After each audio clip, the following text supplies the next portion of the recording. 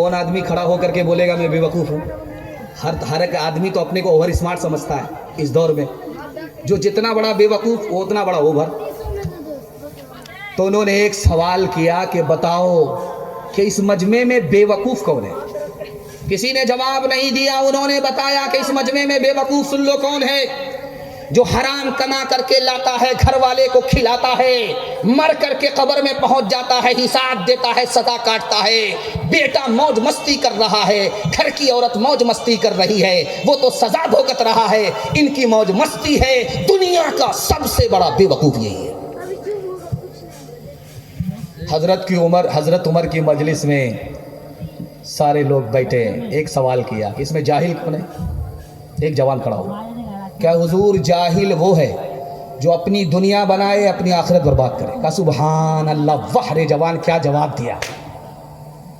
हजरत उमर ने दूसरा सवाल पूछा कि ये बताओ कि इस मजमे में महाजाहिल कौन है जो तमाम जाहिलों का बाप है? सबसे बड़ा जाहिल कौन है? उस जवान ने हथियार डाल दिया, हुजूर हमको इस सवाल का जवाब मालूम नहीं। हजरत उमर ने बताया, जो दूसरे की दुनिया बनाए अपनी आखिरत बर्बाद करे, दुनिया में इससे बड़ा महाजाहिल कोई हो नहीं सकता। जब बाप का इंतकाल होने लगा तो बेटे को बुला करके कहा कि मुझको पुरानी कब्र में दफन करना, नई कब्र में दफन मत करो। तो बेटा बोला, अब्बा नया मुर्दा नई कब्र में जाता, आप पुरानी कब्र में क्यों जाना चाहते? कहा फरिश्ते को ठगना चाहते, दुनिया को ठग करके जा रहे, फरिश्ते को भी ठग लो। कहा तेरे बाप की औकात है, फरिश्ते को ठग लो? कहा 1 मिनट। कहा जब मैं मर जाऊं तो मुझको पुरानी कब्र में दफन करना। जब पुरानी कब्र में दफन हो जाएंगे, फरिश्ता आएगा पूछने के लिए तो चकमा देंगे, बार बार कितना पूछोगे, एक बार तो पूछ लिया। दिल पर हाथ रख करके बताइए, बेटे की दुनिया बन जाएगी। अगर आपकी आखिरत बर्बाद हो गई तो आपके हाथ में क्या आया? कुछ नहीं आया। इसलिए वादा कीजिए, अपने बच्चे को हलाल कमा करके खिलाएंगे, हराम नहीं कमाएंगे इंशाअल्लाह। अपनी शादी और अपने बेटे की शादी फ्री में करेंगे, हाथ उठा दीजिए इंशाअल्लाह। खैर मचन इसमें वो लोग भी हाथ उठाएं जिनकी शादी हो गई है। अगर वो दूसरी के चक्कर में है और बीवी देख रही है उनकी, तो घर में डराम होगा, रातों रात पैक कर देगी, सीधे क़यामत में उठे। ये जिंदगी आनी जानी है, ये दुनिया दारे फानी है, बेकार की आना कानी है, ये तेरा है वो मेरा है। जो इस दुनिया में आएगा कुछ रोज ठहर के जाएगा, ये झगड़ा काम न आएगा, ये तेरा है वो मेरा है। आरून गया दौलत न गई, दारा भी गया हशमत न गई। आरून गया दौलत न गई, आरून गया दौलत न गई, दारा भी गया हशमत न गई। इंसान की मगर खसलत न गई, ये तेरा है वो मेरा है। पैगाम खत्म हो गया। कबूलियत की घड़ी में दुआ करता हूँ, अल्लाह हमारे दीन की भी हिफाजत फरमाए, हमारी दुनिया की भी हिफाजत फरमाए। आखिरी पैगाम इस्लाह मुआशरा के हवाले से रखता हूँ। हॉस्पिटल में बीवी एडमिट है, बाल बच्चा होने वाला है, ये सर उठा करके ऐसे बैठा हुआ है। जब बीवी को बाल बच्चा हुआ, नर्स बाहर निकली, कहा मुबारक हो तुमको बेटी हुई है। सर गाड़ करके ऐसे बैठ गया जैसे मुकदमा हार गया, सर उठा ही नहीं रहा। लगता है कि इस साल माँ ने पैदा किया, अगले साल यही पैदा करे। बेटी का नाम सुन करके जो बाप सर उठा करके बैठा हुआ था, वो सर गाड़ करके बैठ गया, उसका चेहरा सिया हो गया। बाप था, सर गाड़ करके बैठा हुआ था। नर्स ने आकर के कहा कि मुबारक हो, बेटे के बाप बन गए। तो सर ऐसे उठा रहा है कि आसमान को देख रहा कि जिब्रील अमीन वही लेकर के आ। बेटा का नाम सुन करके सीना भी तानता है, सर भी उठाता है, और जहां बेटी का नाम आया सर गाड़ करके बैठ जाता है। बेटी पसंद नहीं, मीठा मीठा हफ हफ, कड़वा कड़वा थू थू। आप देखेंगे हॉस्पिटल जाइए, हॉस्पिटल में लिखा रहता है बेटी बचाओ बेटी पढ़ाओ। आप ट्रक के पीछे देखिए लिखा रहता है बेटी बचाओ बेटी पढ़ाओ। आप स्कूल में जाइए, देखिए दीवार पर लिखा हुआ है बेटी बचाओ बेटी पढ़ाओ। हैरत की बात है, कहीं लिखा हुआ नहीं है कि बेटा बचाओ बेटा पढ़ाओ। हर जगह लिखा हुआ बेटी बचाओ बेटी पढ़ाओ। राज क्या है? वो राज अगर आपके सामने रखूंगा कलेजा मुंह को आ जाए। हॉस्पिटल में लिखा हुआ बेटी बचाओ,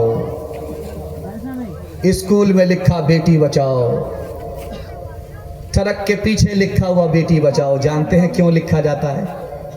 इस हिंदुस्तान में एक साल में 10 लाख लड़कियों को मारा जाता है, और ये मारने वाले कोई और नहीं है, घर के लोग हैं।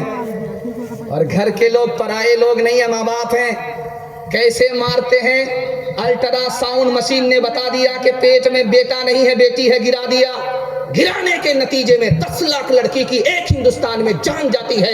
इसलिए हर जगह लिखा रहता है बेटी बचाओ बेटी पढ़ाओ। अच्छा, बेटी को मार करके ये कातिल बाप तमन्ना रखता है कि जन्नत में दाखिल होंगे। ये कैसे जन्नत में दाखिल होगा? कितना बड़ा बेशरम आदमी है, अपने खून का खून कर दिया है और फिर भी उम्मीद रखता है कि जन्नत में दाखिल हो जाए। एक दोस्त से दूसरे दोस्त से मुसाफा कर रहा है, इसको जाने दीजिए, ये तो शादी की बात है। अब मैं जनाजे की बात कर रहा हूँ। एक आदमी बीमार पड़ गया, उसको देखने के लिए कोई भी नहीं आया, रिश्तेदार में कोई नहीं आया। जब मर गया तो मिट्टी देने के लिए आए, सब लोग आए और मिट्टी दे करके घर नहीं भागे। जिसके घर में जनाजा उठा उसी के दस्तरखान पर खाना खाने के लिए बैठे। कितने बड़े राक्षस हैं! 2 मुट्ठी मिट्टी की कीमत वसूल करके जाएंगे, छोड़ करके नहीं जाएंगे। अल्लाह के रसूल की तालीम है, जिसके घर से जनाजा उठे उसके घर में मुसीबत है। चूल्हा नहीं जलेगा 3 दिनों तक, उसके घर में सोग है, मुसीबत है।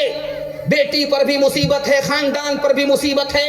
तुम अपने घर में खाना पकाओ, खाना लेकर के उन मुसीबत के मारों को जाकर के खिलाओ, लेकिन गंगा तो उल्टी बह रही है। उसी का मुसीबत के मारों का खाना हम खाने के लिए दस्तरखान पर आस्तीन चढ़ा करके बैठ जाते।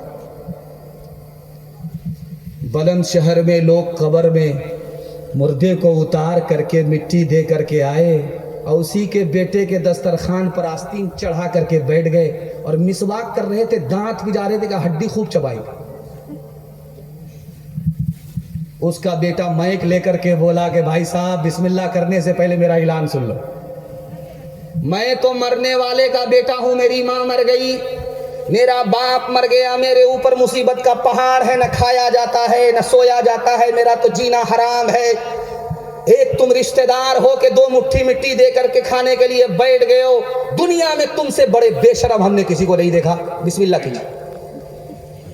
कौन बेशरम वहां रुकेगा? 9-2-11 होकर के सब लोग। हमारा तो ये हाल अब हो गया है, हकीकत बहुत कम दिखावट ज्यादा।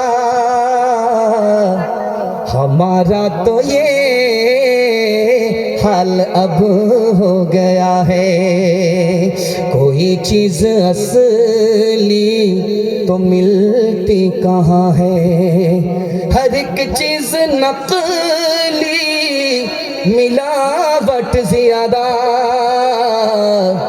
कोई चीज असली तो मिलती कहाँ है, तेरी पारसाई की शीशा गरी है, तू का गोया फीकी सजावट ज्यादा, तू का गोया फीकी सजावट ज्यादा। है इंसानियत भागती आज हमसे, इंसानियत भागती आज हमसे, कि अखलाक की है गिरावट ज्यादा। इंसानियत भागती आज हमसे। हाथ उठाइए, वादा कीजिए बेटी में देंगे बेटे में लेंगे। हाथ उठा दीजिए, 2-4 आदमी है। आप लोगों ने हाथ उठाया है, सीधा रांची हमारे साथ जाएंगे। हम तो पूरा फुल है कि 12 बज जाने के बाद बैठे, और आप जलसा छोड़ करके भाग नहीं रहे।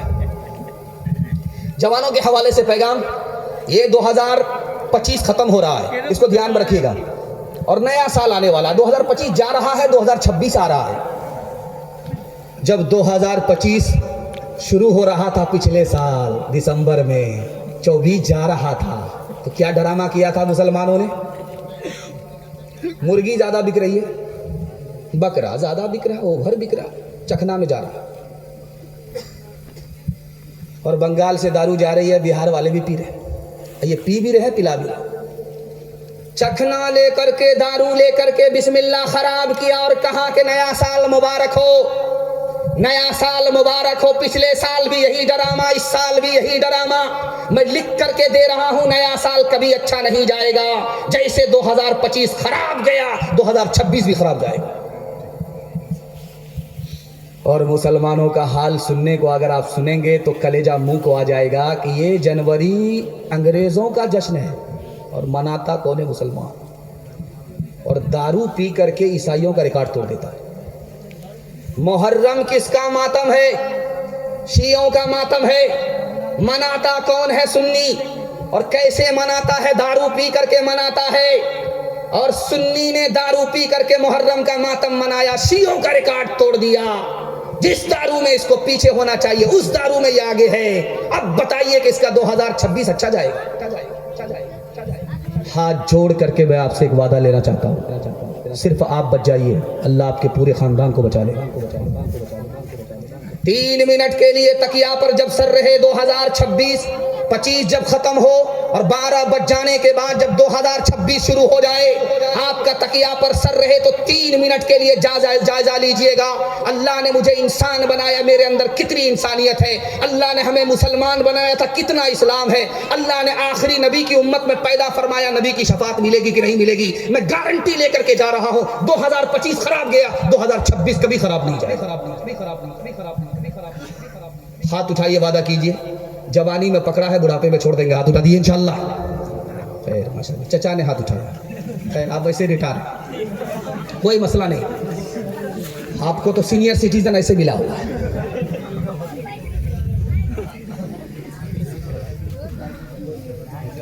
बाप को बेटा, बाप बेटे को बुला करके समझा रहा, बेटा दारू नहीं पीते हो का? नहीं, दारू पीने वाले के साथ मत बैठो।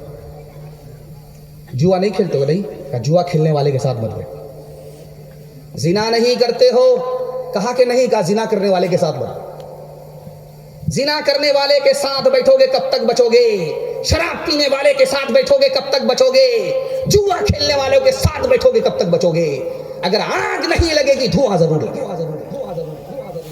लेकिन बेटे को जोश था, कहाँ मानने वाला। बाप ही को समझा रहा है कि वो खराब है अपनी जगह, मैं सही हूं अपनी जगह, आप टेंशन क्यों लेते? तो बाप को समझ में आया, इसको समझाना पड़ा। तो बाप ने कहा मालदा टाउन जाओ, 1 पेटी सेब खरीद करके लाओ। जब बेटा 1 पेटी सेब लेकर के आ गया तो बाप ने कहा खोल करके देखो कोई सड़ा हुआ तो नहीं है। 1 सेब सड़ा हुआ था, बाकी सब सलामत। जब बेटा उसको निकाल करके फेंकने लगा तो बाप ने कहा फेंकने की जरूरत नहीं है, वो खराब है अपनी जगह, ये सही अपनी जगह। पेटी को बंद करो, 3 दिन के बाद देखो। अब 3 दिन के बाद जब बेटे ने पेटी को खोला, सारा सेब सड़ गया। अब बाप ने मौके का चौका मारा, तुम तो कहते थे वो खराब है अपनी जगह, ये सही है अपनी जगह। बेटा, 1 सेब ने पूरी पेटी को सड़ा दिया। एक खराब आदमी पूरे खानदान को खराब कर देता है। हाथ उठाइए, वादा कीजिए, शराब से खुद भी बचेंगे, पूरे समाज को बचाएंगे। हाथ उठा दीजिए इंशाअल्लाह। गिलासों में जो डूबे फिर न उभरे, जिंदगानी में हजारों बह गए इन बोतलों के बंद पानी में। न कर बर्बाद अपनी जिंदगी बोतल के दीवाने, वो काटेगा बुढ़ापे में जो बोता है जवानी में। ये दारू का प्याला मौत का कड़वा प्याला है। ये दारू का प्याला मौत का कड़वा प्याला है। मिला है जहर शरबत में, छुपी है आग पानी में। मिला है जहर शरबत में छुपी है आग पानी में। आप लोग गौर से आंख फाड़ फाड़ करके हमको इतना देख रहे हैं कि मुझको डर लगता है कि कहीं आपकी नजर न लग जाए, लेकिन मैं भी चालाक आदमी हूँ। काली पगड़ी सर पे बांध करके आया, लगाइए कितनी नजर लगाते हैं। दम करके आया हूँ, दम करके बैठा हूँ और आपको दुआ दे करके जा रहा हूँ। मैं जब आया इस बस्ती में दाखिल हुआ तो देखा कि पहले गैर मुस्लिम थे, उसके बाद देखा कि सुन्नी हजरात थे, उसके बाद देखा देवबंदी हजरात थे। मैंने कहा वाह, इस बस्ती का तो देखा अजीब संगम है, बड़ी खूबसूरत बस्ती है। अल्लाह इन लोगों को खूबसूरत किरदार अता फरमाए, खूबसूरत किरदार से अल्लाह इनको माला माल फरमाए। मैं उनको सामने रखा और ये पैगाम आपको दे करके जा रहा हूँ और मैं गारंटी देता हूँ मसनद रसूल पर बैठ करके अगर आपने इसकी हिफाजत कर ली तो पूरे जलसे की हिफाजत हो जाएगी, इसकी मगर गारंटी है। आप सुनेंगे, मेल मोहब्बत से रहेंगे, मसलकी झगड़े में, ज़मीन के झगड़े में, इसके झगड़े में, उसके झगड़े में नहीं पड़ेंगे, मोहब्बत से जिएंगे, मोहब्बत से साथ देंगे। हाथ उठा दीजिए इंशाअल्लाह, ध्यान से सुनिएगा, फ़ायदा होगा आपको। मस्जिदें मैंने देखा 2-3 मस्जिदें कुछ बन रही हैं, कुछ बन गई हैं। तो मस्जिदों से ऐलान हुआ अलविदा जुमा में, इमाम साहब ने खड़े होकर के ऐलान किया, कलकत्ता में ऐलान किया, पटना में ऐलान किया। कलकत्ता में क्या ऐलान हुआ उसको सुनाता हूँ और दुआ करता हूँ कबूलियत की घड़ी है, अल्लाह हम सबको इत्तिहाद और इत्तिफाक की दौलत से माला माल फरमाए। इमाम साहब ने माइक को लिया, खड़े हुए और कहा कि लोगों ऐलान सुनो, अलविदा जुमा है, ईद की नमाज ईदगाह में होगी 7:30 बजे।